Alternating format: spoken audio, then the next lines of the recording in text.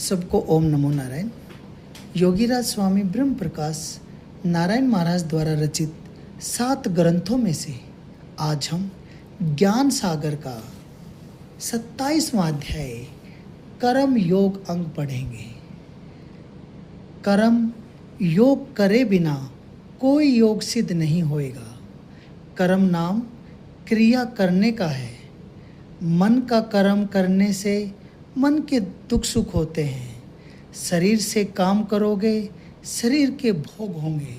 वचन से करोगे तो वचन से भोगने पड़ेंगे।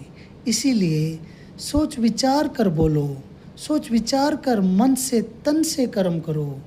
करे बिना कोई फल नहीं होएगा।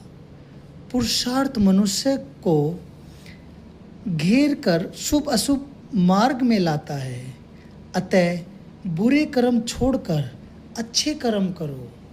मन से सोचते हैं ये भी कर्म है। कोई मनुष्य देवता ऐसा नहीं है जो कर्म न करता हो। सब ही कर्म करते हैं। आत्मचितवन भी कर्म है। कर्म ही सच्चा देवता है।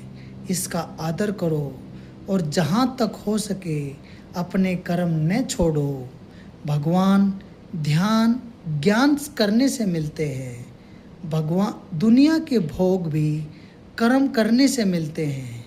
अतः कर्म योग प्रधान है। जो मनुष्य कर्म योग छोड़ देता है उसका सब लोग त्याग कर देते हैं। कर्म योग से ध्रुव ने राज लिया। कर्म करके भगीरथ ने गंगा नदी खुदवाई। कर्म करके ऋषियों ने मुक्ति पाई।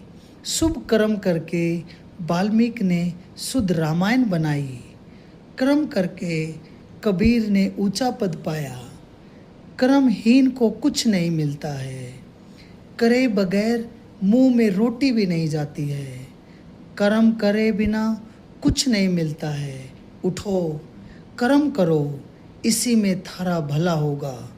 रोटी रोटी कहने से पेट नहीं भरता, खाने से भरता है। इसलिए कर्म करो।